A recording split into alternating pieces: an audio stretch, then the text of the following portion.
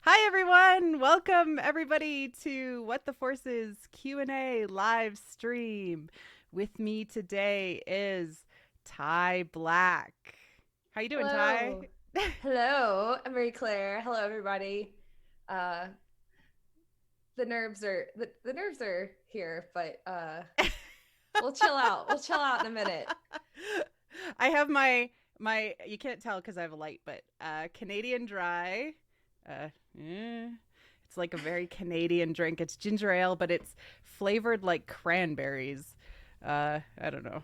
It's So it's fun. festive. It's It's festive. It's festive. like holiday season. It's Star Wars season, and we're like ready to get underway and to talk a little bit about Star Wars, talk a little bit about the questions and try to answer some of them that were submitted earlier over the last couple of weeks, especially our patron questions. We're going to definitely answer all of those, and then some of the ones that were submitted to it, which is great. We had great response. Yeah. But first, we've had like a crazy week in news, and I kind of wanted to just chat about it like briefly before we got into like the Q&A and kind of answering all of these submitted questions, which again, thank you so much for you know, submitting all of them. It was amazing. So like, what has been your highlights throughout the week, Ty? There's been a lot. I really liked Adam Driver's entire spiel on like how Kylo doesn't need redemption and like kind of how he rephrased that and what it meant. I think I read it maybe like 4 or 5 times, like his comments, because I was like, okay, I think I get what he's saying, but is this really what he's saying? And it was like really exciting. And that was really cool. And there was something very meta about it, and it felt really cool. So I really like that. But I mean, honestly, the whole drama with Colin responding to someone was interesting. So Jason Ward? yeah. Oh, okay. That was the best, and it felt really cool to see that. And it was also fun having one of those moments of the enemy of my enemy as my friend. That was interesting for the fandom, I think, and it was just fun. It was a nice little burst of weird positivity that we usually don't see, so it was cool.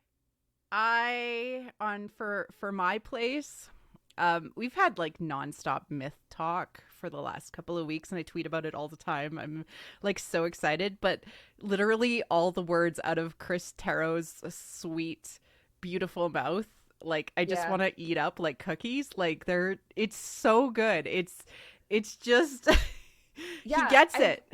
I've gotten to the point where I actually started avoiding Chris Terrio's like commentary because I was like, he's saying like a lot. I want to like kind of digest his words maybe after we get the story, because he is like a lot is packed into his words. I mean, there's a reason why he's a good writer, I think. I mean, he obviously is very connected to this story. Like it's really personal for him. So I don't want to analyze it like too much right now. Like that's kind of where I'm at on it, but you're responding to chats. Briefly, they talked about my purple hair, which is really I love my purple hair. So everybody loves your purple hair. It's awesome. Yeah, I'm keeping it at least until after Christmas. So Raylo season it is. I'm wearing my Raylo and my hair. I do have my new Steak and Unicorn shirt. Yay! You can't really see it, but it is the favorite ships, and it has like all of the ships, including my favorite ship, which is the Silencer, and of course Raylo. The Raylo ship. Yes. The Raylo ship. Yeah. That's awesome. Yeah. Very cool. And Chris Terrio, he looks like such a sweet small man, like compared to like Adam Driver on stage. He was just like so nice, and like he seems like nervous to talk about things like that JJ would normally like do his JJ bobbing and weaving around.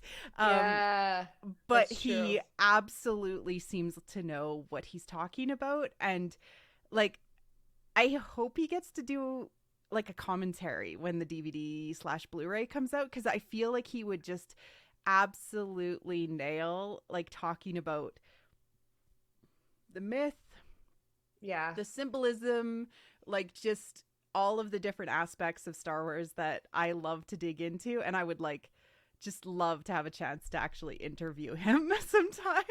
Oh God, that'd be amazing. Yeah. It seems like he and JJ are like a really good pair in the fact that they kind of balance each other out, you know, the same as how we had with Last Jedi. Like we have like a really good pair of like people who kind of look at the practical factors more so. Like JJ, I think, looks more at the practicality of things, and he looks more at kind of the big, like the big statement, like what's the big message.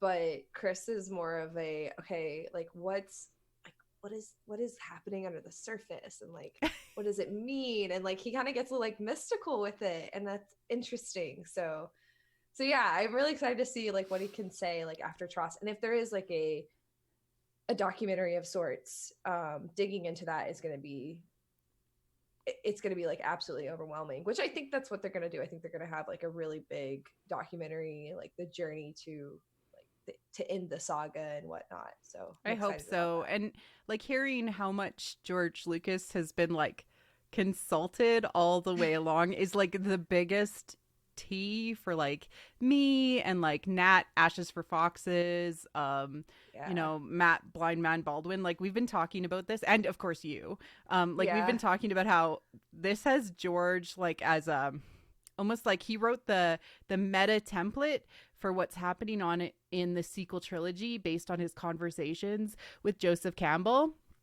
Yeah. And then like they took it and like made sure it could work, but like really spoke to him about it. Yeah, definitely. Yeah. You can see it. Yeah, definitely. Do you want to get to questions? Yeah. Yeah, okay. Do you want to read the first one? Sure. Okay, so this one is from, I have to scroll over. Dahlia. Oh, Dahlia. This is from @ForeverKilljoy, which is someone who I met through BTS fandom because she's also a Reylo, and that's really cool. She submitted a question. Hello, MC and Ty. If Lucasfilm were to continue Rey and Ben's story after Tross, whether that's together, hopefully, or not, what do you think that would look like? What do you want it to be? And she left us a nice little message too about how much she likes the podcast, which is cool. Yay, thank you.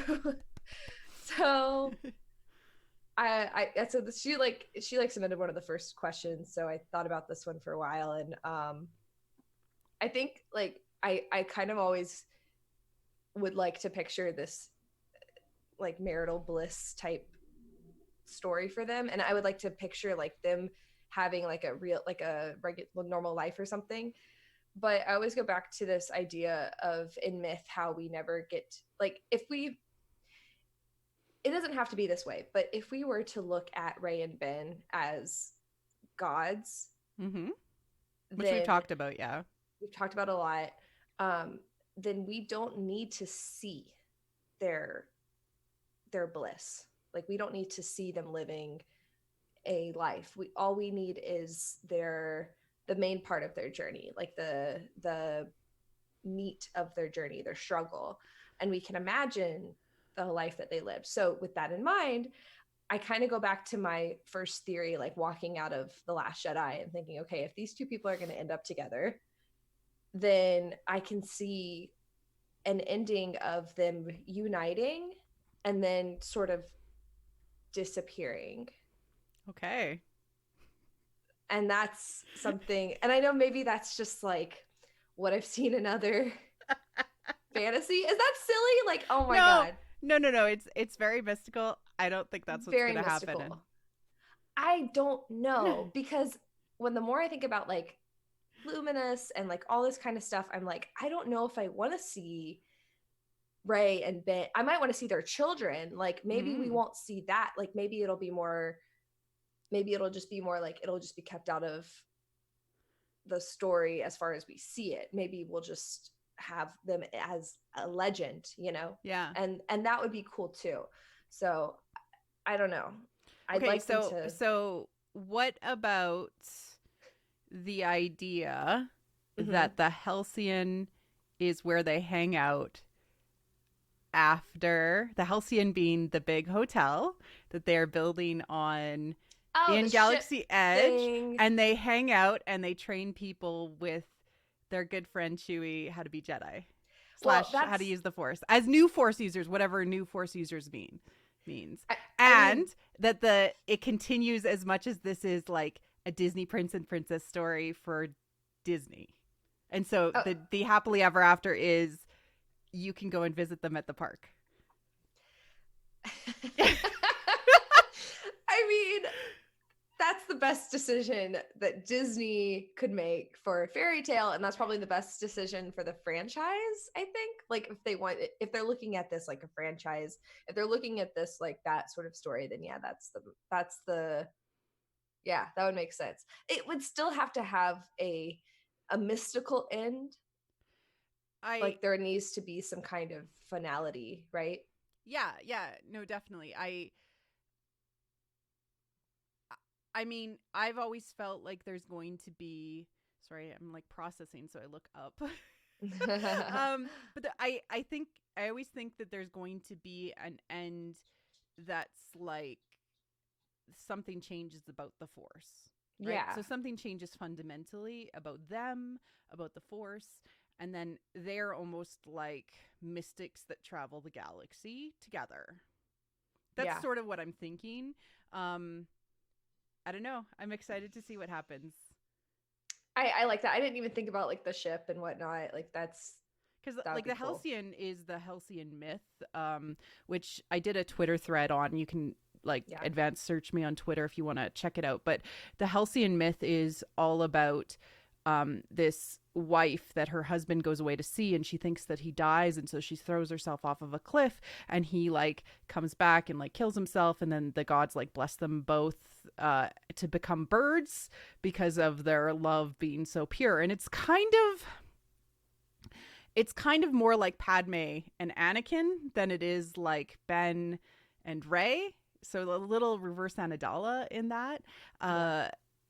But the mythic connection there, like I can't get over, like they named the ship the Halcyon. Yeah, that was the big clue. Yeah.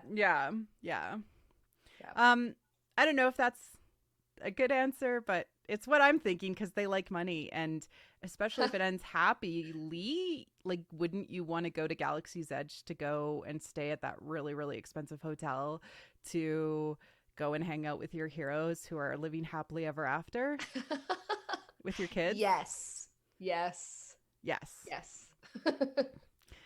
Next question. What was your this is from Gabe. What was your episode that you did, or a topic that you enjoyed delving into the most, Ty? And I'll answer after you.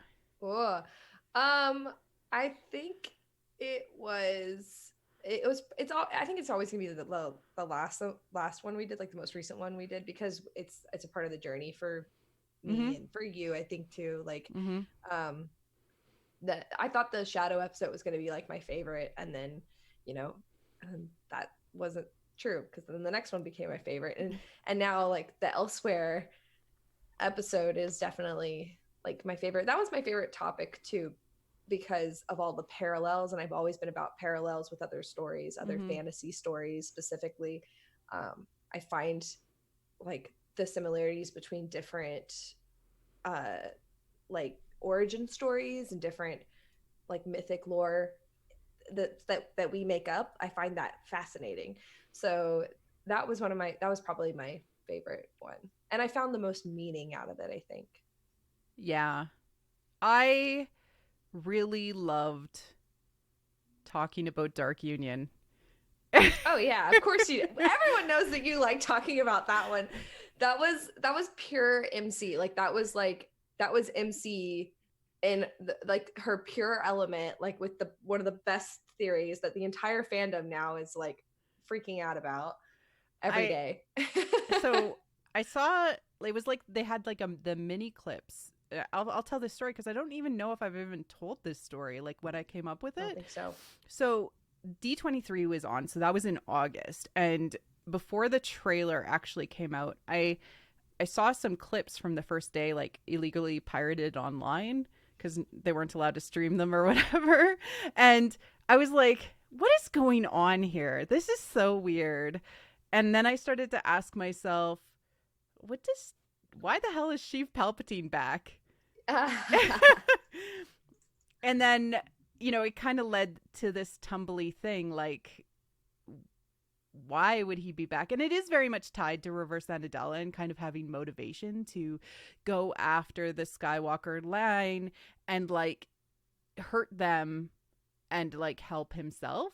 And he is always after ultimate power. That is the Force. How does he get it? Well, by getting the thing that has the most powerful power in the universe right now, which is Rey.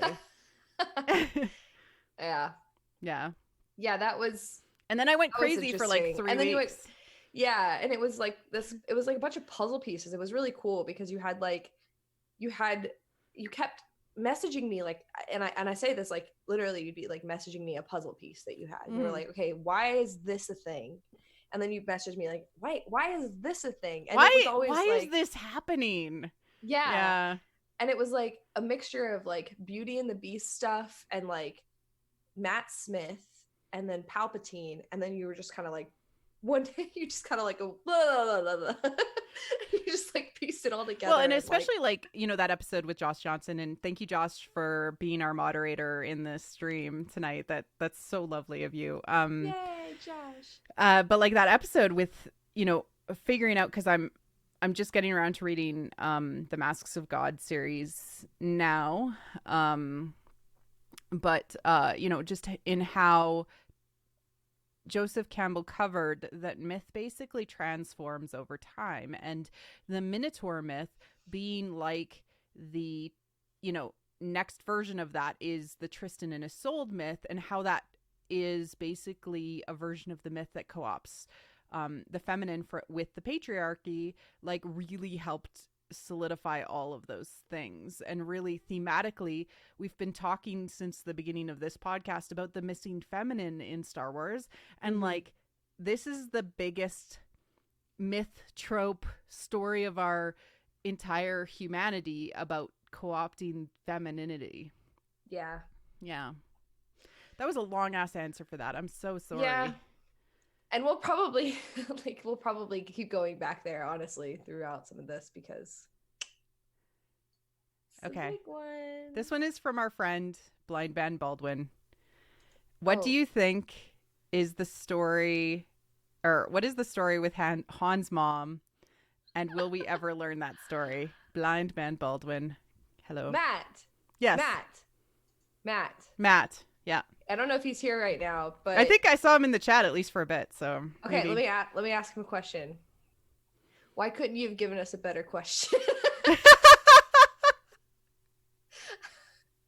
I'm calling you out. Why isn't that a good question, Ty? I've never known Matt to care about Han's mom. Yeah, I've seen him talk about it before, but like he messaged me and was like, "You should know me by my question." I'm like, "No way, this is you." I've seen him talk about it like one time. Maybe I just missed something.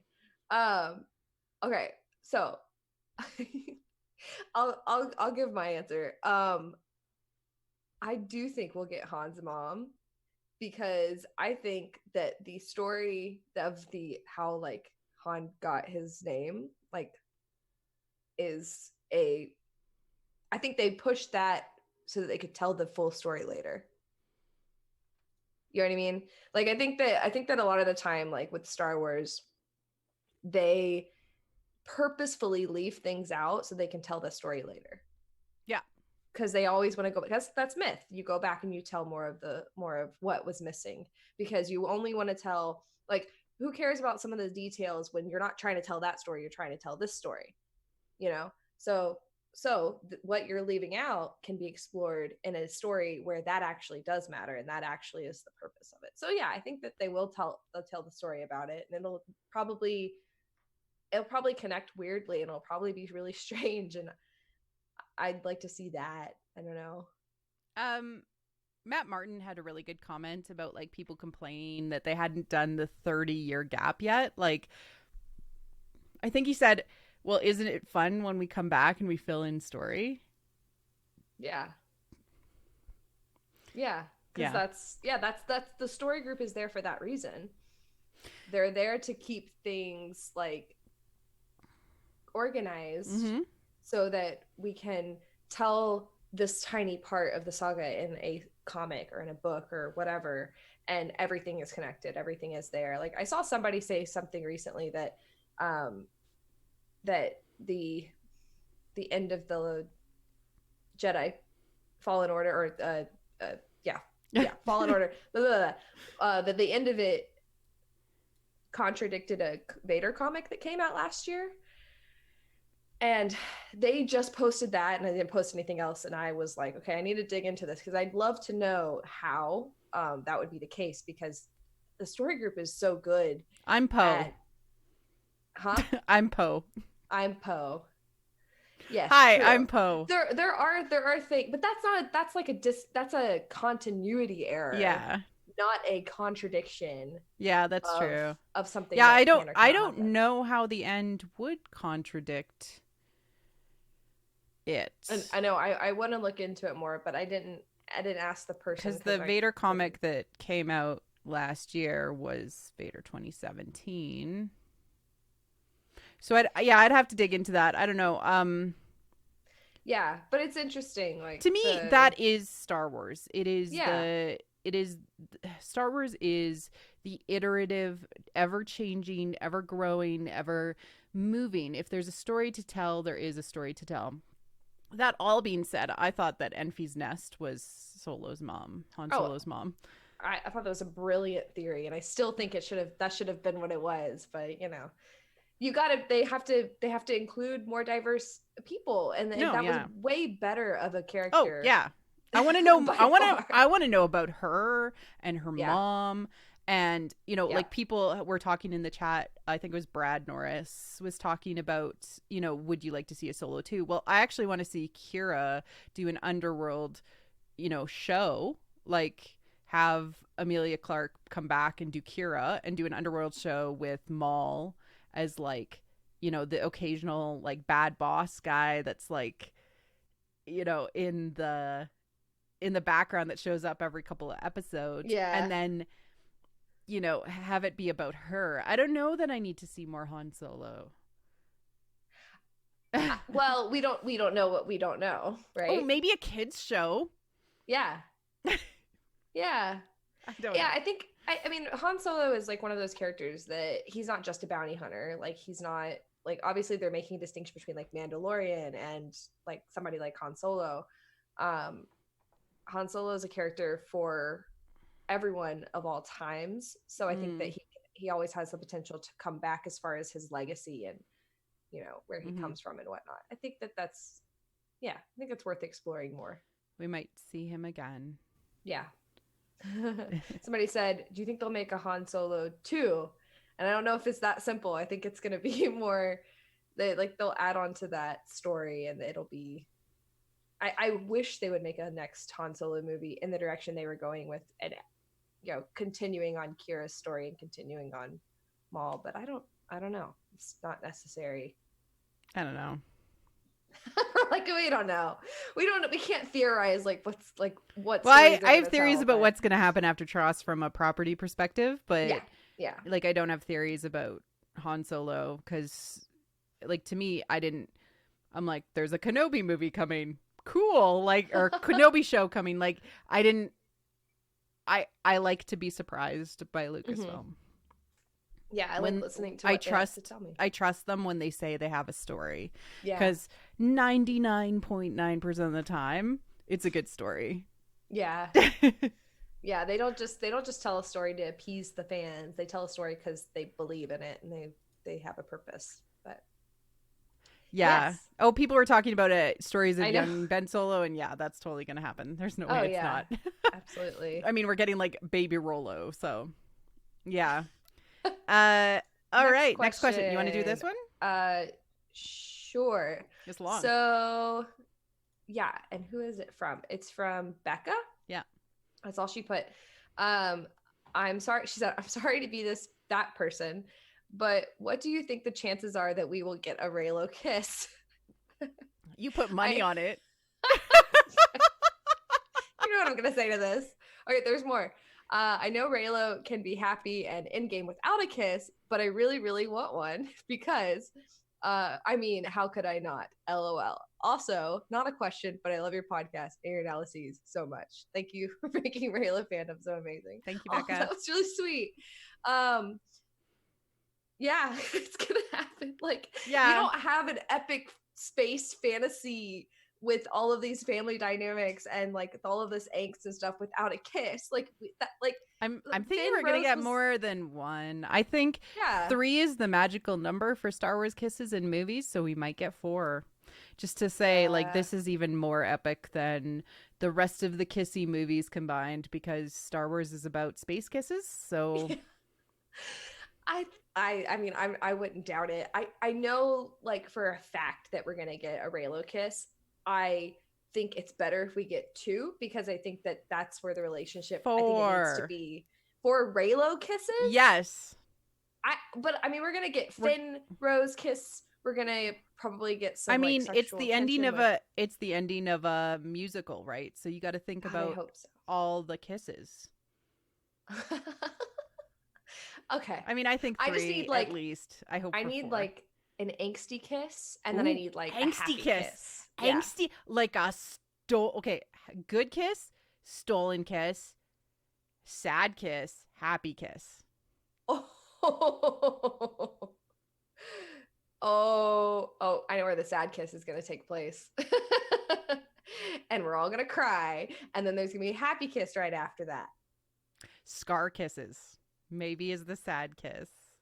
Everybody keeps talking about that. I don't know about that. I don't know if it's going to happen or not. It's cool and fic, but I don't know if it's going to happen in Star Wars.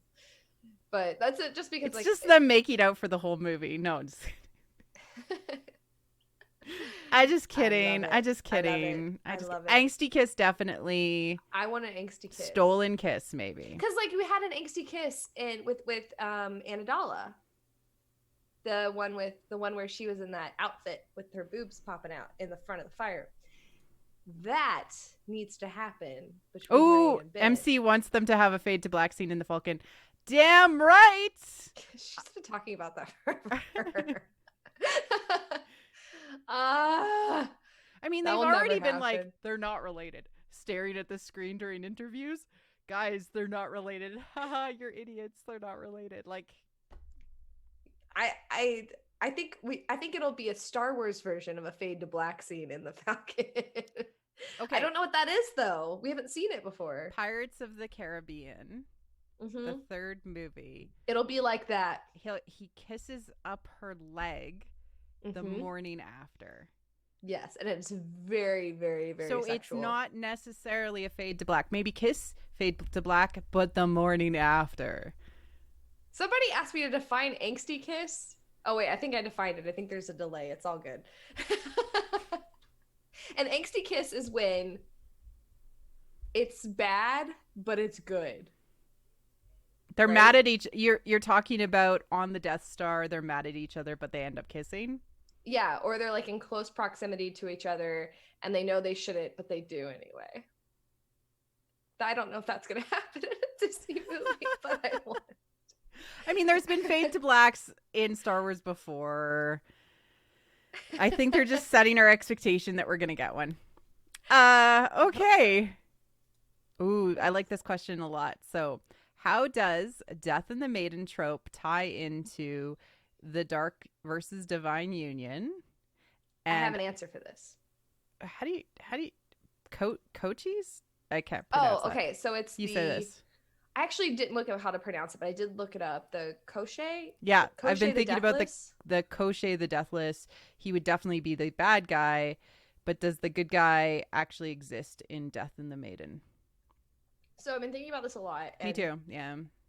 Anyone that's read Shai's... sorry, this was from J.J. Abrams. Yeah, they listed themselves as J.J. Abrams, which is hysterical. Yeah. Otzi, is that how she pronounces her? Otzi. Yeah. Otzi? I think it's Otzi. I think I read her Tumblr told us how to say it, and I was like, oops. But yeah, I can't read. Cheyenne. Yeah, she Marie Claire. She obviously she did the Death and the Maiden meta, which everybody should absolutely read, and then she did a follow up after TLJ, which was the kill the king and take the crown meta, which was okay. Like she herself was like, hey, there's an evolution here. Like this is Mm-hmm. what this story is, and now this is what this story is. We're progressing, we're evolving. And I was like, looking at this question, the Otzi. question, Otzi. See, I told Otzi. you, You're right. Otzi. So the question literally reads like, how does the death and the maiden trope tie in with dark versus divine union? And my answer to that would be, as far as everything that I've learned in the short amount of time, is that it is the evolution of the male character growing up. It's from being a dark force, somebody that can manipulate and hurt, and someone who can take possession over the feminine, growing into someone who, the kill the king, take the crown, kind of like this exercise of power over the father and whatnot. Mm-hmm. And then into kind of this dark and divine union trope, which I know we've kind of named that. That's not like something that people talk about a lot in this way, as far as we know.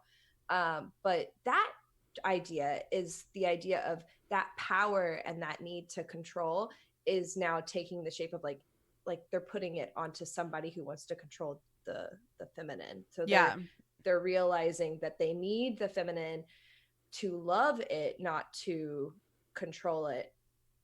So this idea of like the bad guy and the good guy is not something that, like, that kind of clouds the judgment, I think, on these types of tropes.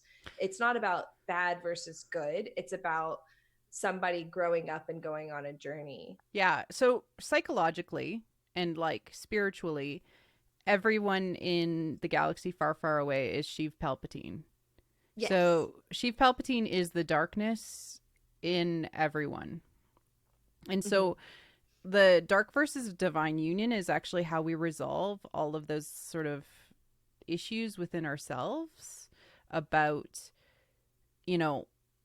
overcoming the patriarchal society that we exist in that wants to control the feminine aspects of ourselves. From a heroine's journey perspective, the end is to combine with healthy masculinity and become full and complete women.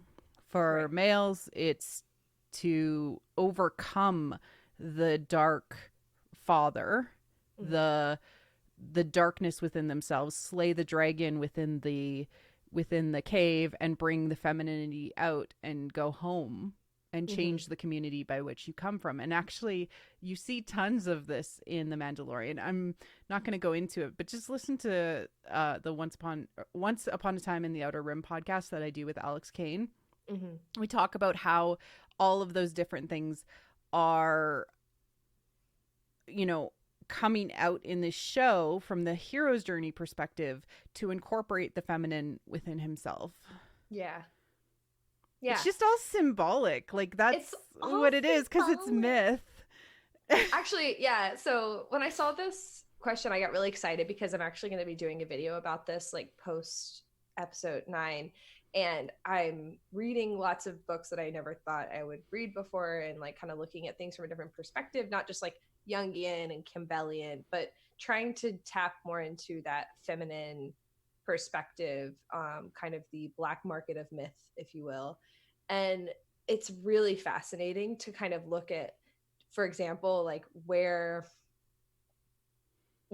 like our horror stories have developed. Marie Claire and I talked about this one day. It was really interesting, just talking about simply kind of where the death and the maiden trope fits in American horror stories and how that's developed over time, whether or not, the girl is a virgin and when she dies off in the story and whatnot. Yeah, so, like the damsel in distress turns into the monster slayer in American horror stories, and it's like it's like a transformation of the myth, and we were trying to figure out like what it means, and I'm so happy that you're exploring that. And so I'm almost just kind of helping from an idea bouncing perspective as you're like doing your research, which is really awesome.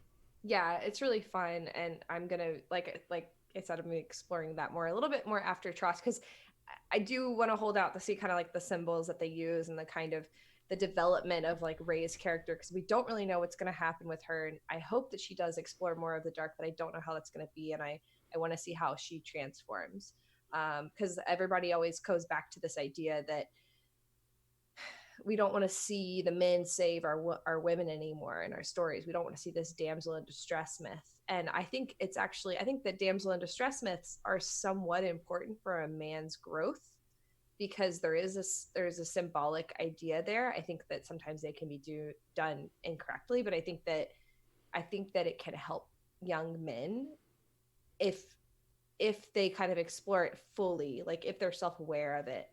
But that what we're seeing in obviously this story is you have two parallel journeys, and you have like Rey is not a damsel, and they are going to save each other, and they're both very strong, and but you're still getting tropes from damsel in distress. You're still getting tropes from like this, that like dark and divine union sort of stuff. So yeah, and also like in the end, Kylo is not actually evil. He's just in evil sheep clothing. Like that's what we especially like just what Reylos have been saying this whole time. It's like he's just kind of in the mask of a child. Like he's trying to be this thing that he's not, right? So he's not actually death, he's not actually Hades, he's not actually that story. He's just trying to pretend his best to be that way.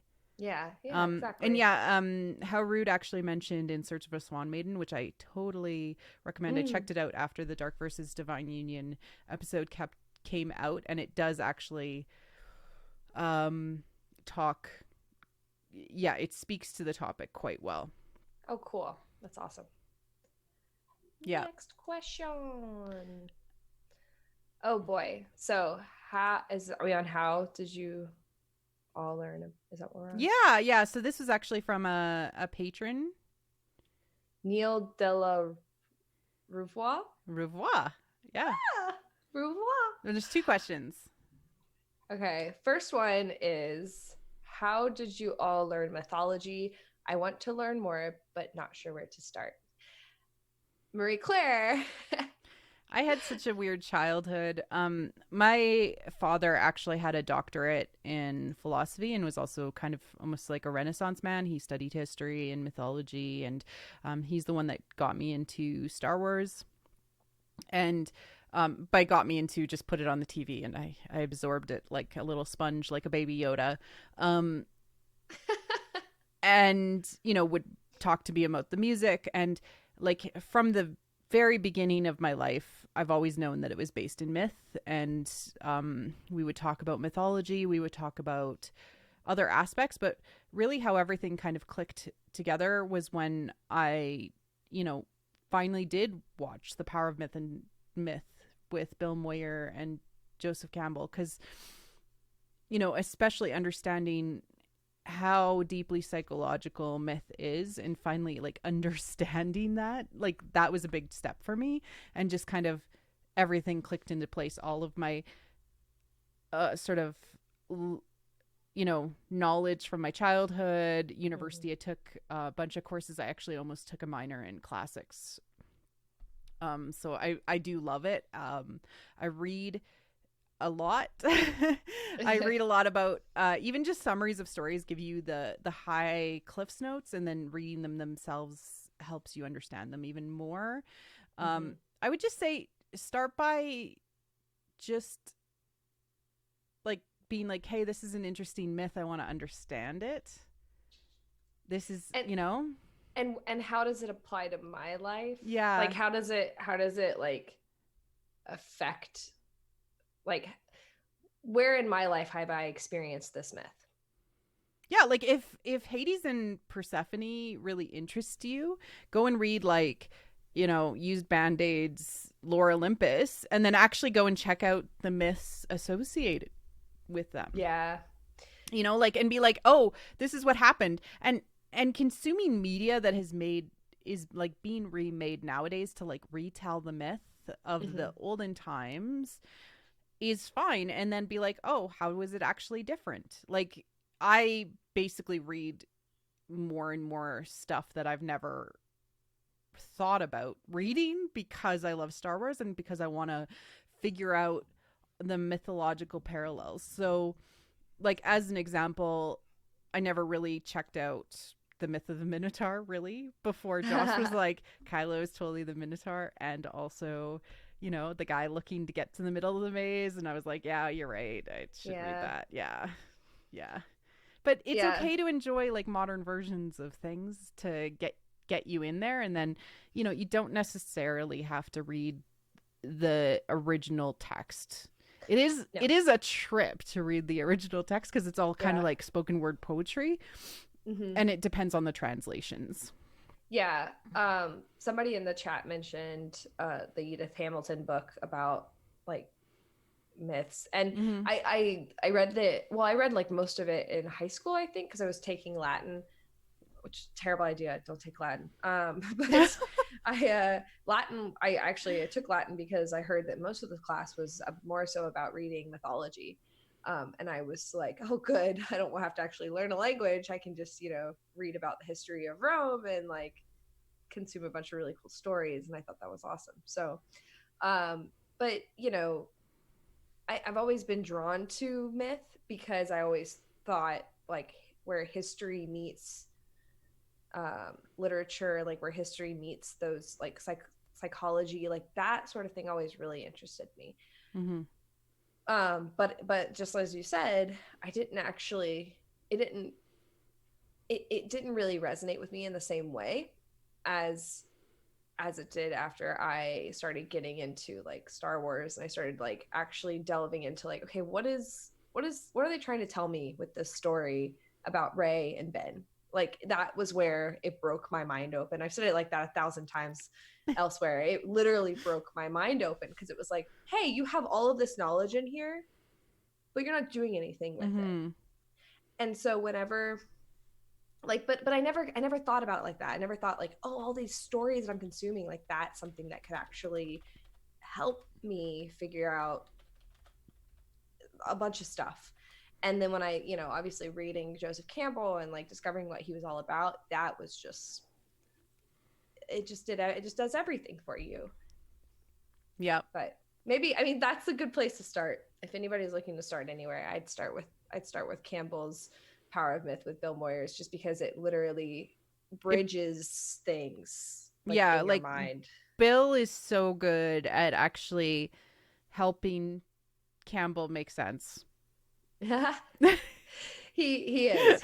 I almost use more Bill quotes sometimes to summarize what Joe is trying to say, because like Joe just keeps going like this, like with all of his talking, and it's too much. You can't get a point out of him. You have to take everything that he says in order to get the whole point. So then Bill sums it up and says, okay, are you so this is what you mean? And then he's like, yes. And this, and then he goes on his next little loop because he talks in circles. Yeah. Exactly. Honestly, like every time I've rewatched The Power of Myth like 3 or 4 times, and I usually do it on plane rides. I have no idea why. Yeah, like sweet. It's because I think it's like because I'm wearing headphones and it's kind of like isolating. I notice a new thing. Like I don't know what it is. That's interesting. Yeah. Yeah, I watch it every now and then. So the next part of the question is: Star Wars is deeply entwined with mythology. How come the discourse in the wider fandom doesn't recognize this aspect more deeply? It feels so much like Star Wars makes sense through mythological lens, but so many public forums, Reddit, YouTube, Twitter seem to gloss over it. Okay.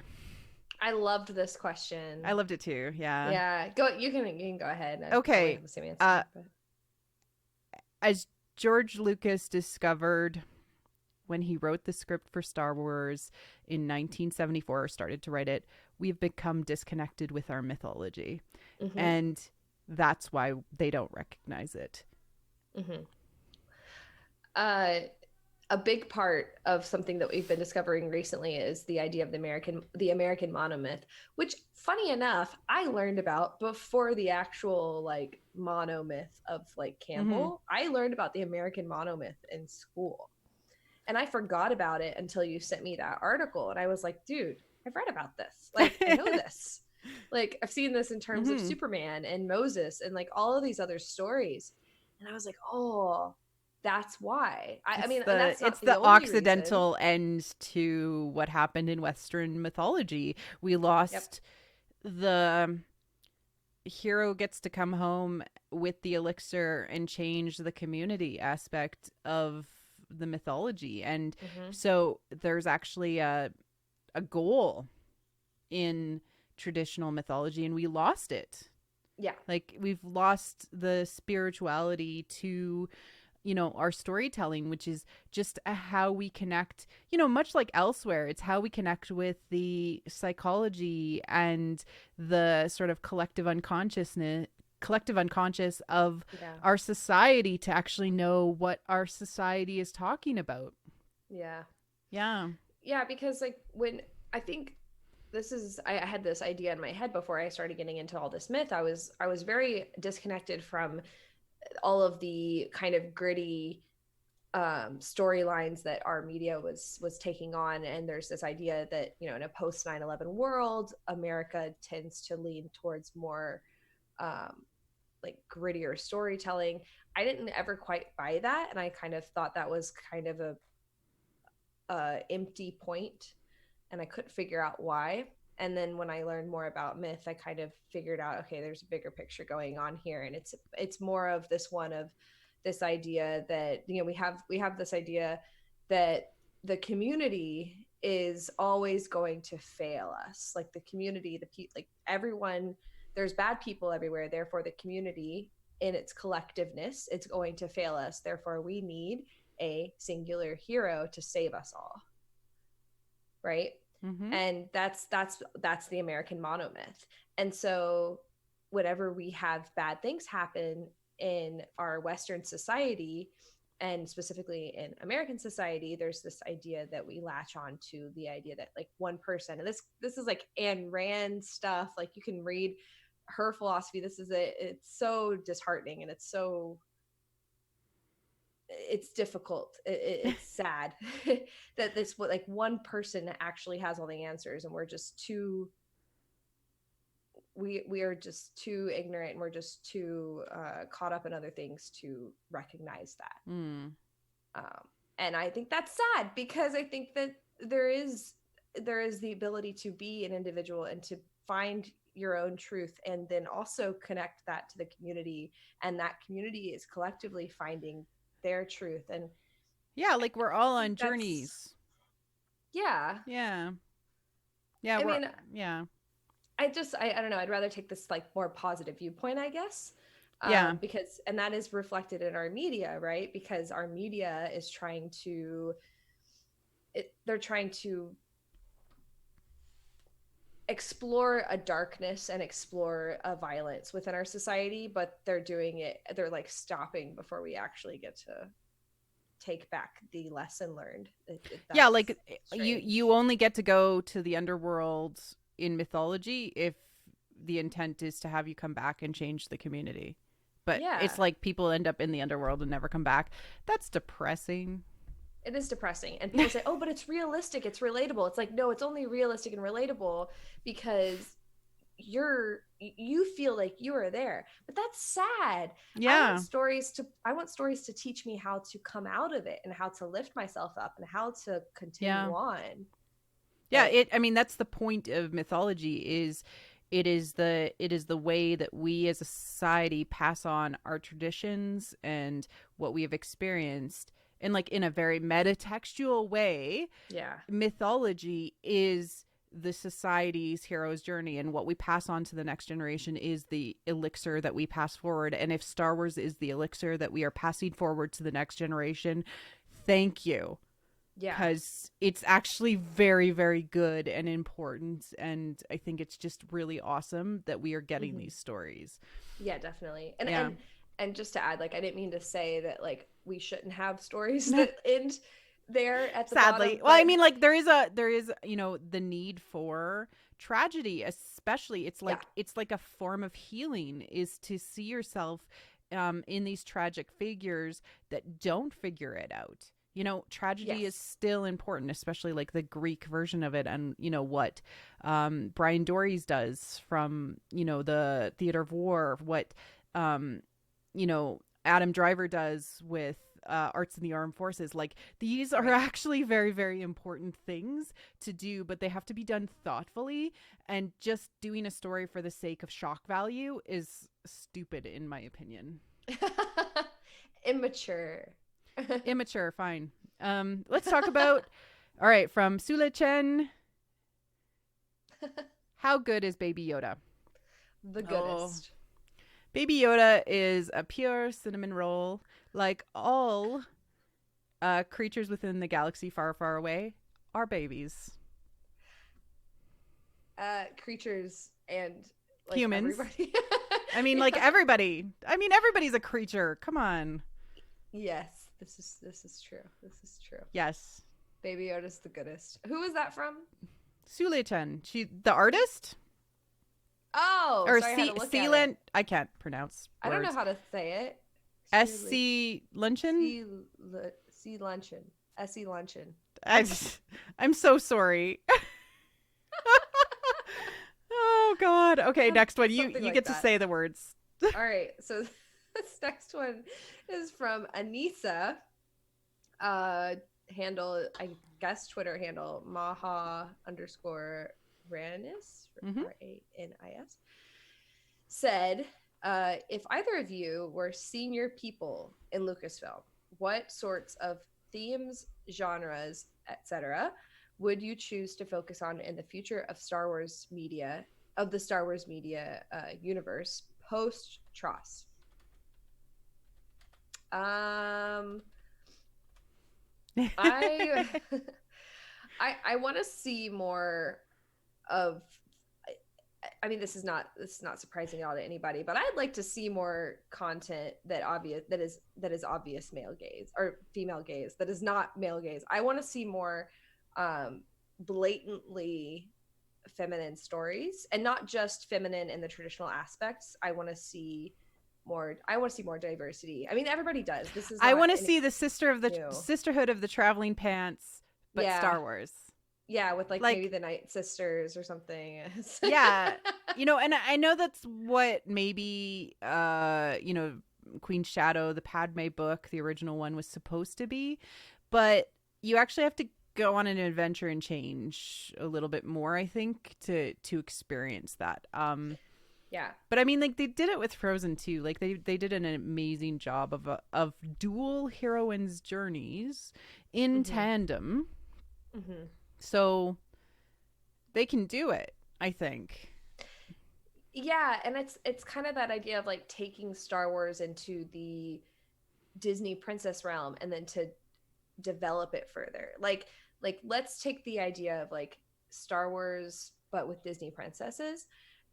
And then develop that like within, how does that work in the Star Wars universe?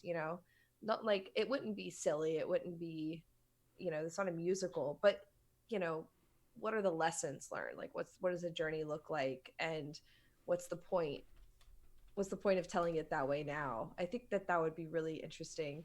But like you said, like Sisterhood of the Traveling Pants or something more provocative, I think, more feminine, more provocatively feminine, I think. Not R-rated. I mean, like more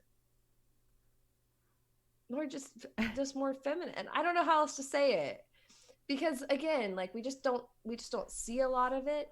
Yeah.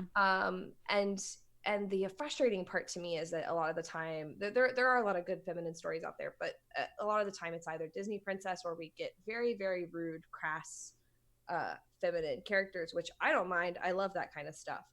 But Star Wars can't be Broad City, and it shouldn't be Disney princess, but we certainly should be able to find something in the middle. Does the middle exist? The middle way, the middle path? I mean, I think the third path, I think that after TROS there is nothing but a galaxy of possibilities. For my part, I would again like to see that Kira type show, mainly because I don't know that we've actually gotten a good view of the crime syndicate life, and like very much what I'm thinking is like crime politics. Yeah. Like how people negotiate. So like the mafia of Star Wars, trying to sort through kind of the dirty underworld, but like what keeps you human within that. But do it from a woman's perspective. Well, it's starring Kira, so yes. Yeah. Yeah, and she's awesome. I would like that. Like she likes dressing nice. She looks good in an evening gown. She loves dumb boys.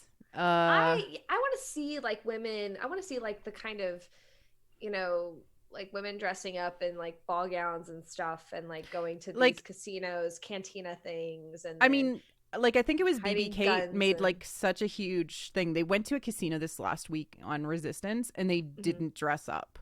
Like they missed out that opportunity to like dress up nice to go to the casino.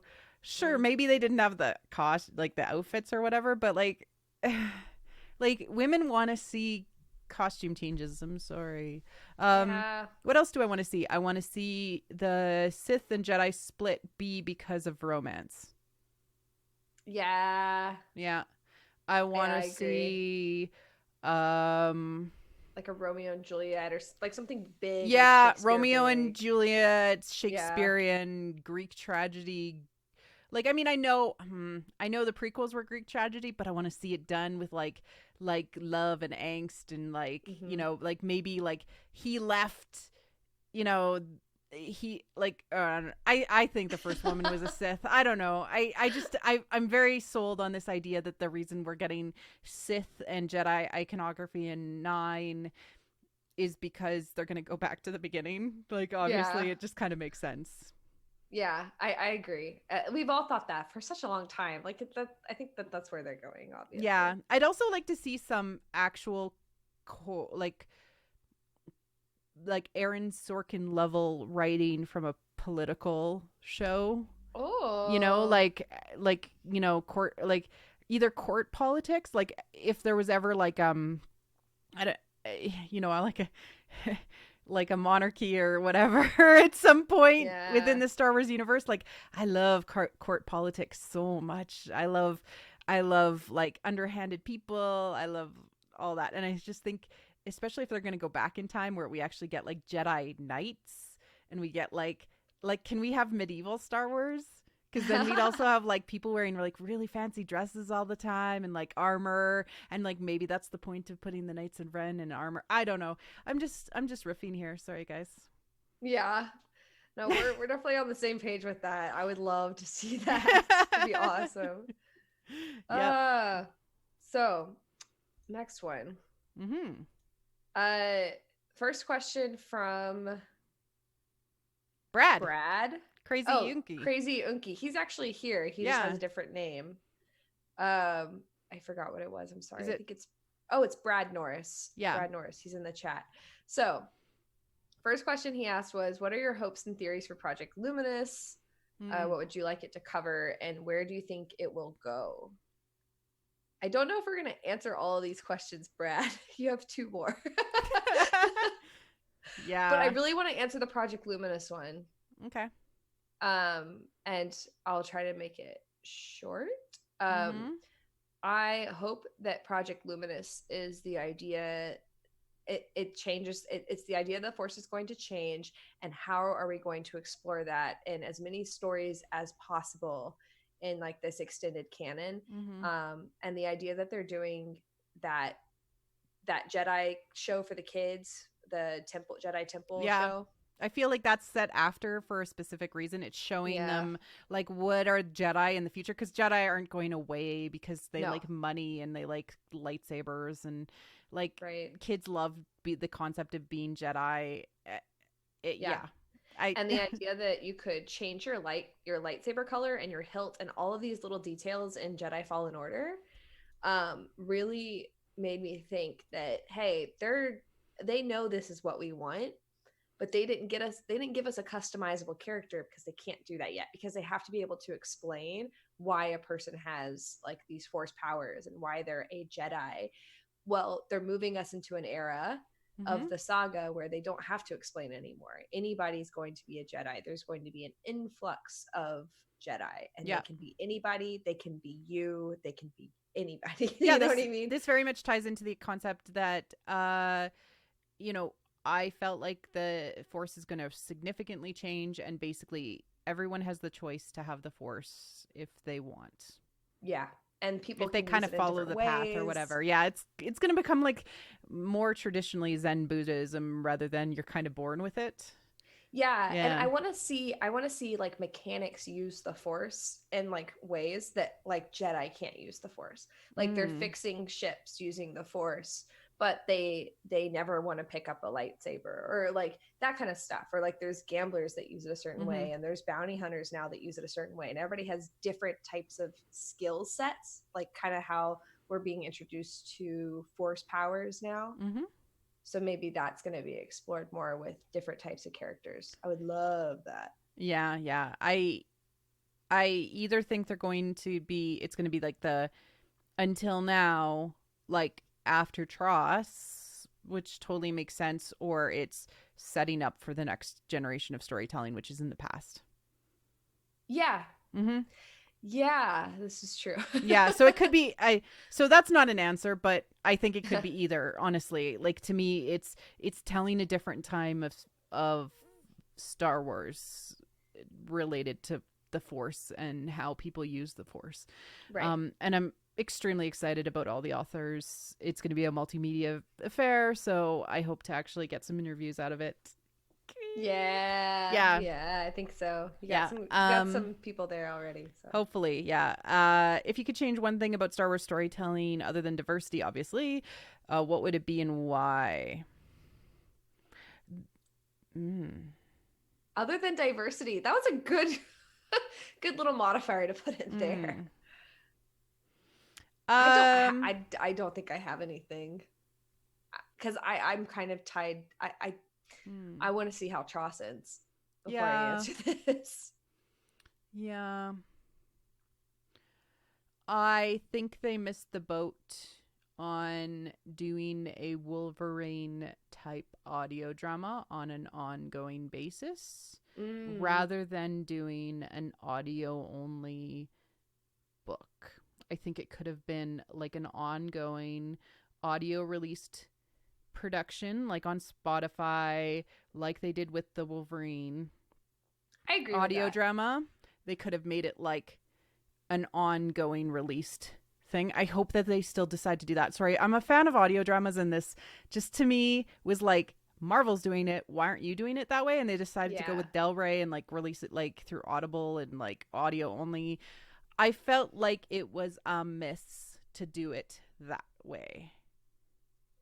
They still made money off the Wolverine. They're making a second season, or they already made it. I'm so behind because I'm drowning in Star Wars. Where is Ezra Bridger and Thrawn? They're in Hondo's basement. If you listen to the show, you should know this already. No, they're somewhere out in the Outer Rim, and there's going to be a show to find them, of course. It's going to be cool. Does mythology give us any other the underworld clues? Because that's where people go. I mean, they traveled into the Force, into hyperspace with magical space whales. They literally could be stuck in time. We don't know. That would be so cool. I mean, it's a possibility, and especially since like Ahsoka is like in a magical Force priestess outfit. Maybe this is gonna be a weird ass journey that they're going on, and I'm here for it. I want to see it, so I think we're definitely gonna get that story in the next year or so. Yeah, announced. So Next one. Jordan Davis. Hi, hey, Jordan. With all the special moments that could happen with Ben Solo and Tross. Oh, this is this one. What do you want more to happen? For him to pilot the Falcon in a heroic way, or to use the legacy lightsaber more than 5 seconds? I love that he says more than 5 seconds. Like, okay, that's fair. I think both are going to happen. I would much rather see him pilot the Falcon. I don't see the I'm sure there's like a weight. I mean, there's weight there for him to use a legacy lightsaber. But I mean, he's already used it. Yeah. So it was I mean, not more than 5 seconds, but I don't have an attachment to him. That is not his lightsaber. If we're thinking about Reverse Amidala, he already gave it to Padme. Yeah. So it's not his lightsaber. I think that it's not his. I think what could happen, which would be really sweet, is that like if Rey tries to give it to him and he refuses it. I think that would be really cool. That would be really cool. The thing that I want is for the battle main theme to play for him. Ooh. Which is the one that is most associated with his father, Han Solo. Yeah. So that is not a heroic moment that necessarily most people would say. But it would mean more emotionally to hear the music that is most associated with Han Solo to be heard for him. Yeah. It means that you're a hero. Yeah. Yeah. No, I think that's really like our prince of Alderaan. Our Prince of Alderaan. All right, next question from Caleb Davis. Hi, Caleb. How are you? Hi, Caleb. Oh, I don't know if he's here, but I don't know. If you had to pinpoint a specific thing about either Ben or Rey or their bond that you believe would be the most important lesson they teach us, what would that be? More than one example, obviously, is okay. Lots of hearts. Lots of hearts. Yeah. Yay. This is hard because, and I actually did think about this beforehand, but it's still really hard. I think I can go first if you want. Go ahead if you already know. Go ahead. I don't want to do the same thing as you. The ability to overcome the trials that they face, just like in Asian dramas that we see together, that they come together and overcome the trials together, and that they are stronger together. That is literally the storytelling structure that we are getting. Mm-hmm. And to see it actually happen, like on screen, would be amazing. Yeah, that's the biggest thing that I liked about it. I mean, obviously, like I have a significant other, you have a significant other, so we have this connection to this type of story. Mm-hmm. But yeah, I that's a big thing. I think for Ben, I don't like connect with Ben as much as I connect with Rey, and I've said this like 1,000 times. Mm-hmm. Like a lot of people connect with Ben better. I don't think he's like, his journey's not over yet, and he hasn't like figured stuff out. So to me, I kind of still like, I see an adversary in him, but for Rey, I see her darkness, and I see what she struggles with. So I do connect more with her. And I think the most important lesson, to be honest, that they teach us is that you can be anything. Like you can be anyone who you want to be. And I know that's like, no, it's good. It's good because it's about kids growing up, and they're literally coded as teenagers. And in the original script, they were like gonna make them teenagers, and George Lucas's original treatment was that they were teenagers. Like, this is about teenagers figuring out who they are meant to be and what they are going to be. And yes, figuring stuff out finally. Yes. Yeah. And figuring stuff out. And they like, don't also, give up. Like, and they don't give up. And it's like this idea that like Rey constantly, like, she sits back and she's like, wait, what am I doing? What do I want? What do I need to say? What do I need to do? And then, like I said this in one of my videos, is like, she learns that she doesn't have to keep trying to do stuff. She learns that she can simply be. And I think that's one of the most beautiful lessons that anybody can learn. So I know that she's going to continue to struggle in the next film, but that lesson is like huge for me.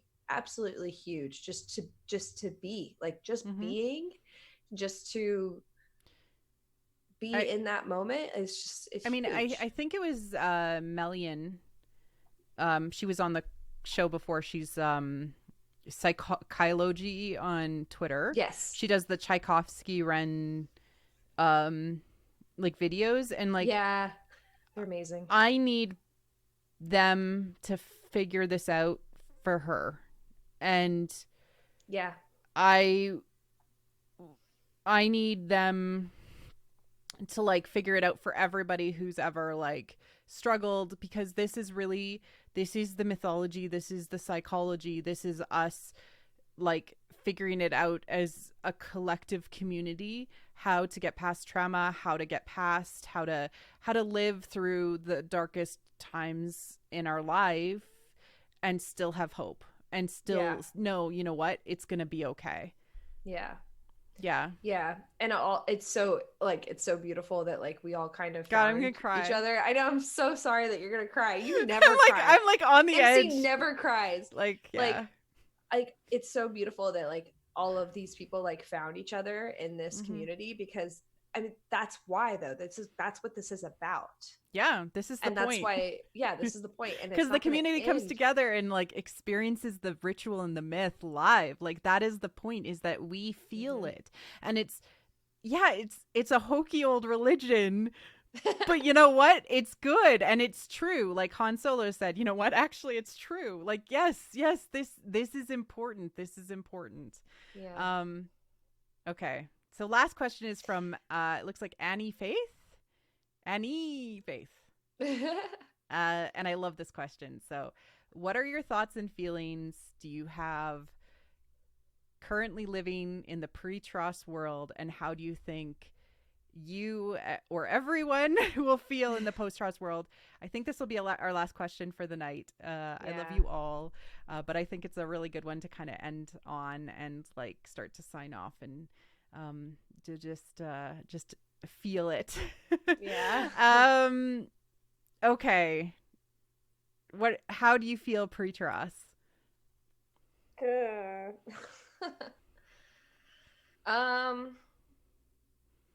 Overwhelmed, very reflective. I've had a really rough year, and a lot of people know that about me. And like I've done a lot of like emotional roller coastering, especially because my hormones have been like affected and my body's been affected. And I've come to this place where I'm not as driven and not as I don't want to do things. I don't want to be driven for this future me. I want to be, and I want to experience things right now. And I think that's okay. Because it's too much. Like there's too much in my future that I like can't wrap my head around right now. And I will be able to, and I will need to, but I can't do that right now. And this whole thing, like this whole story is telling me that that's totally okay. Because like the whole point, like the whole reason why Rey like taps into the Force, like the whole reason that she takes this whole journey and whatnot is because she finally sits back and says, what's inside of me? Like what is in here, and what do I need to explore, and what do I need to find out? And then she finds like the power is all in her, and like she has all the answers inside of her, and she doesn't have to figure out like what kind of hero she's going to be for the Resistance or whatever. She is. And that's that's the heroine's journey. Like she realizes it has been there the whole time. And like, I don't know that you've reached the point of discomfort where you like, they always describe the start of the heroine's journey. Like you start to feel discomfort. Oh, Ty, I love you. I'm not gonna. I don't know, but like they always describe the start of the heroine's journey, like you're feeling uncomfortable, like you feel like almost this itch inside of you, just like Rey. Like she's like, I feel this itch, and you're part of because really the heroine's journey starts not kind of where it says it starts, because the start of the heroine's journey and the hero's journey is exactly the same. It actually starts with the imaginary boon of success. I have everything I want. Why aren't I happy? Yes. And like that is the point, is just this, I have everything I want. And you start to feel this like, I have this power inside of me, but I don't know what to do with it. Guide me, Luke Skywalker, please. Yeah. And he doesn't. And then you're like, damn it. Yeah. The world lied to me. Yeah, the world lied to me. Yeah. Like I thought a man was supposed to mentor me in this. Mm-hmm. What do I do? Oh, well, you know, you need to have these stories and these conversations, and we need to see Ray go through it and figure out how to Yeah. come together in the end. And I think post Tross. Oh, I should probably say how I feel for pre Pre. first. Yeah. Yeah. Um, I went through like some really weird times before I decided to do this podcast, and I would go through like these periods of um you know, being interested in things and then like not feeling fulfilled. And uh the best thing that ever happened to me was my husband told me to shut up already and start a podcast. No, he didn't say shut up. He was like, we have all this stuff. Like, you should just start a podcast and talk to other people and not me all the time about Star Wars. And honestly, like, he is the biggest Star Wars fan I know other than me until I met like all of you wonderful people. Like, all of the lightsabers in our house were his. It's just like I could beat him at Star Wars Trivial Pursuit on the first time that we tried. So, you know, he knew what kind of level of fan I was when we started dating. Um, I never felt as fulfilled in my life, I think, as doing this podcast. So it's been like this weird journey for me. I put like an insane amount of work in this, and I can't believe I do that. And thank you, Ty, for putting up with me this whole time.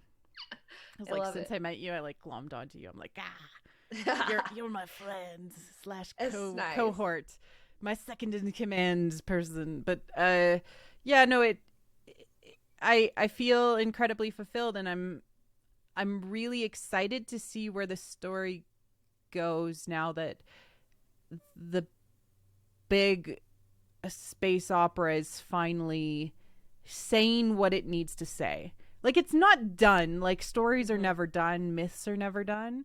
It's just I'm really excited to see like the Odyssey is done, but there was still literally stories after the Odyssey. There's always more myth to tell. There is always stuff to do, and like Star Wars continuing to be like this puzzle that I like to like try to solve all the time. Like you talked about Dark Union being a puzzle. Like literally everything I do is puzzles, like with Star Wars, and it's given me so much, and I'm just so happy to have a chance to talk about new and interesting things, seeing Mandalorian season 2, see where things go. Like it's so good to see where we're gonna go with this. Yeah, and like kind of the idea of after is really mind-boggling because like oh god, like the idea that like we can tell like the end of this saga and yet still go forward and still move on from it, like I am just I'm woefully unprepared for 2 weeks from now. Yeah. I'm so excited though. Like I know like there's plenty of people that are going to probably kind of drift away from the fandom for various reasons because it'll be over. This story will be over. But I mean, there's something to say about like this beautiful exploration of, you know, diversity and feminine media and whatnot. And like, I want to see more of it. Like, I want to see what's going to happen. I want to see where they're going to go and how brave they get. So yeah, I want to see how what do the uteruses look on like on the story group going forward, if because like to me I feel like this is like a giant gamble, like telling a very feminine led story that is basically trying to resolve the missing feminine in our media. It's very like, wow, look at this. So it's very brave, and like if they make tons of money, which I know they will because it's Star Wars, and also it's like the end of the saga, and like if it's romantic, like it's gonna like be like, you know, like Twilight times Titanic levels of like just money that they're raking in the parks and everything like that. Like I know I've tweeted this out, but like the Frozen franchise could literally buy the MCU franchise. Like this is what we're talking about. We're Mm-hmm. talking about the concept. They gave Rey 2 costumes. I'm just going to say they know what they're doing. You know?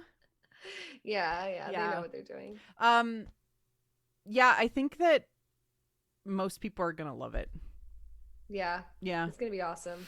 I think most people will go back to the to TLJ as well and be like, "You know what? Huh. You know, I don't know that they're gonna mind, you know." Yeah. Yeah, well, we've seen it happen I before, mean, and we'll middle see it chapter happen again. stories. Yeah, yeah. Oh my Yeah. God, I love second films of trilogies because they're always ridiculous. They do insane things, and I love it. They really try to But turn like Attack of the Clones is so controversial. People like hate it I because of the loved romance, it. and then women love it because of the romance, and then like, Yeah. like Empire Strikes Back was controversial in its day. Like it's Yep. just how these stories go, you Yeah. know. Personally, I'm very excited that they actually started to include women directors in The Mandalorian. Now it lines up potentially that we'll get, a woman director doing a feature film. I think that would be just amazing. Um, Yeah. I want to see yeah, more of that. Yeah. yeah. And we will get it. I mean, Disney has always evolved a little bit past like what people want to see, but they do evolve. They have to get there eventually, so, and they will. They Yeah. will. So, Yeah, I very much hope that everyone loved this experience. I got to see a lot of love passing in the chat, yeah. but like I can't type without like really focusing, so I could only say a couple of things. But Yeah, there was a lot of like lovely things people were saying, and I want to go back mhm. and like kind of see this again, but it was, yeah, interesting. Lots of purple hearts, which was great. I love the purple hearts. Yeah. Love it. Love it. Love it. Love it. I guess it's silly, but make sure to like it because then people come back and like watch this video. Mm-hmm. And subscribe if you're not subscribed because you absolutely want to see / listen to our reaction after Tross. It's just going to be me and Ty after we have seen the movie. How many times are you seen it before we record? I think twice at least. I might go back and see it again between that though. So we'll see. Yeah, I'll see it. I'll have seen it 3 times before we record, so I should have a good solid like time to, I don't know, massage my brain. And Yeah. if you are watching The Mandalorian, make sure to check out my show that I'm doing with Alex Kane, Once Upon a Time in the Outer Rim. Next week's episode is with Chelsea, so North Galis.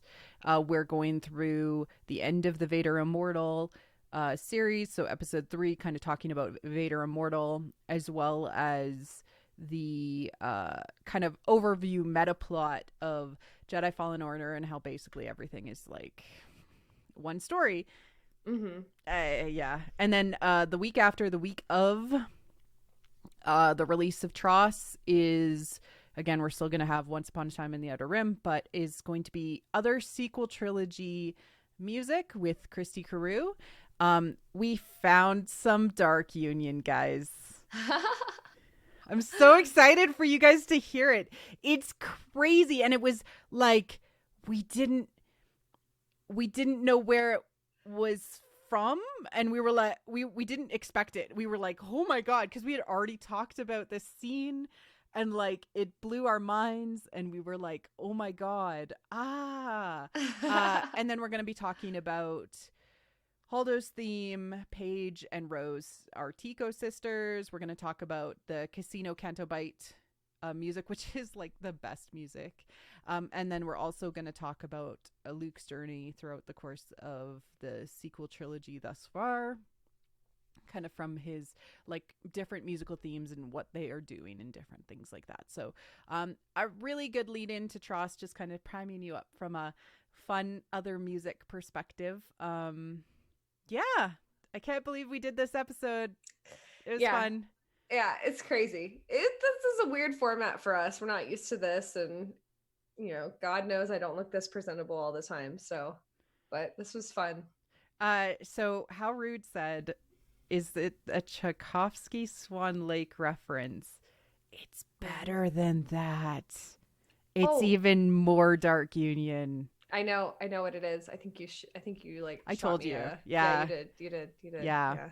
Okay. Ah, So thank cool. you everyone for coming out. So Ty, where can Mhm. people find you if they're looking for you online? You should definitely go over to her YouTube channel since you're already here and Yeah, check out go my YouTube and channel. subscribe to Yeah, her y'all saw me YouTube in the channel. chat. Wit and Folly. Uh, You can yay. like There click we on go. her little icon and go and subscribe to her, and she does the best videos. Yay. Yeah. Yeah. And my Twitter handle's on the thing, so yay. Yes. Yeah, and if you're not following me on Twitter, you should, although my tweets are like spelled badly, and somebody said I was good at Twitter, and I'm like, you're funny. It's uh endearing. It's endearing. but thank you all for coming out. Love you lots, and see you on the other side of Tross. Bye Bye. bye.